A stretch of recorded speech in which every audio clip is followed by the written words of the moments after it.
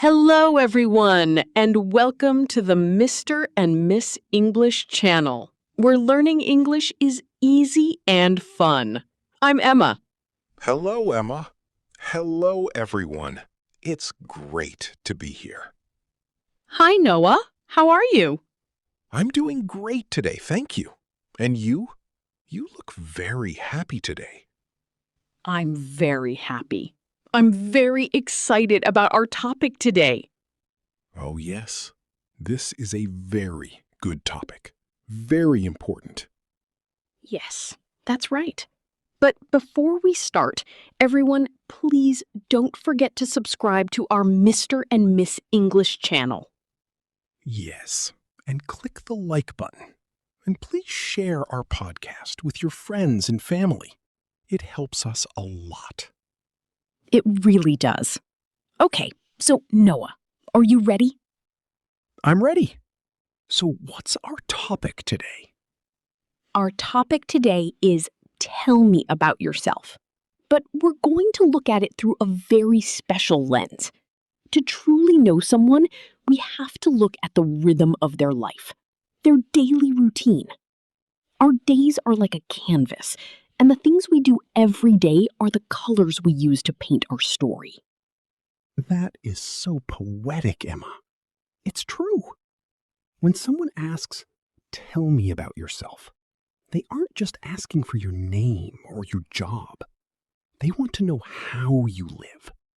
They want to know what makes you feel alive in the morning and what helps you find peace at night.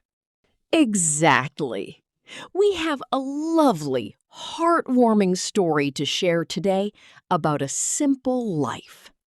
We'll listen to it first, and then we'll explore the beautiful expressions hidden within it. I can't wait. Let's dive into the heartbeat of a normal day. Every day, I wake up at 7 in the morning. I usually feel a bit tired, but I try to start my day calmly. After I wake up, I open the window. It helps me feel fresh and awake. Then I go to the bathroom and wash my face. I like to feel clean before breakfast. I usually have a light breakfast. I eat yogurt with fruit, and I drink a cup of tea. After breakfast, I get dressed for my day. I choose simple and comfortable clothes. I leave home at 8:30 a.m. I usually take the bus to work. I start working at 9:30 a.m. I check my schedule and focus on my tasks. At noon, I take a break. I usually eat something healthy. After work, I like to go for a walk. It helps me relax. Then I return home and take a relaxing shower. It helps me feel refreshed and clean. At night, I listen to music for a few minutes. Then I go to bed at 11 p.m. This is my daily routine. This is my life. Wow. There is such a sense of peace in those words, Emma. It sounds like a life lived with intention. It's simple, but it's organized, and there's beauty in that. It really is. It's about finding magic in the mundane. Let's talk about that first moment of the day. The story says, I wake up at 7. Wake up is such a powerful phrasal verb, isn't it? It's that exact second your eyes open and the world rushes back in. It is. But Emma, I have to ask, and maybe our listeners are wondering too, is there a difference between waking up and getting up? That is such a human question, Noah. Yes, there is. Wake up is when your eyes open.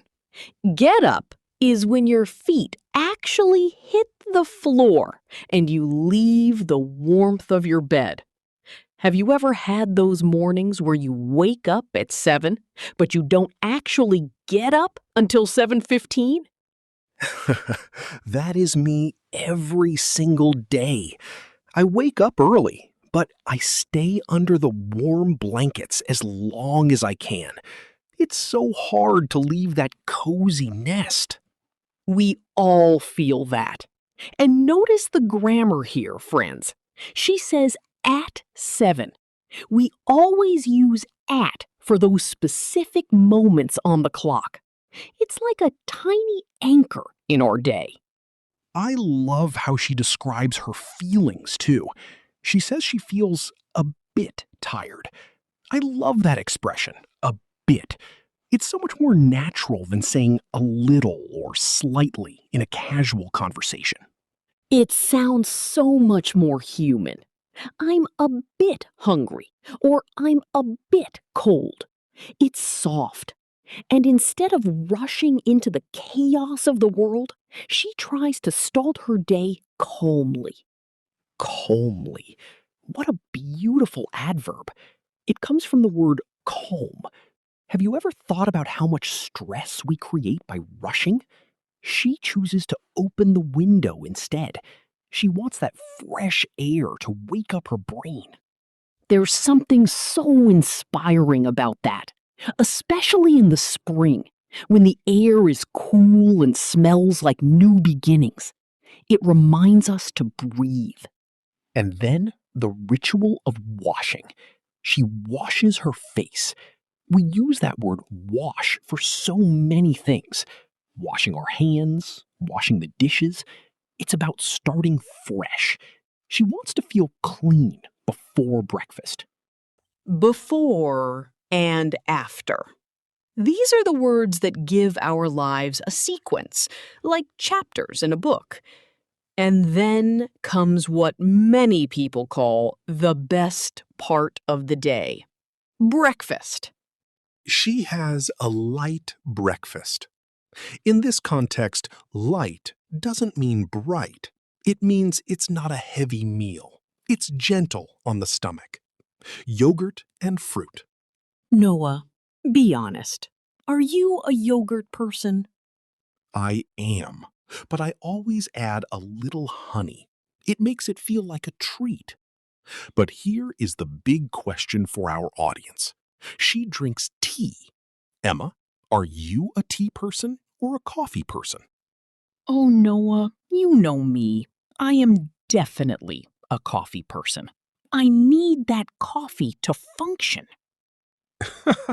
I knew it. I like both, but there's something so grounded about a warm cup of tea in the morning. It's a choice that reflects who you are. Once she's nourished, she gets dressed.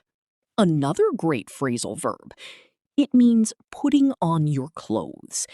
And look at her choice. Simple and comfortable clothes. That's so smart. If you are comfortable in your clothes, you can be more present in your work. I personally can't stand wearing very tight or formal clothes all day. It feels like a cage. I agree. Now pay attention to how she talks about leaving.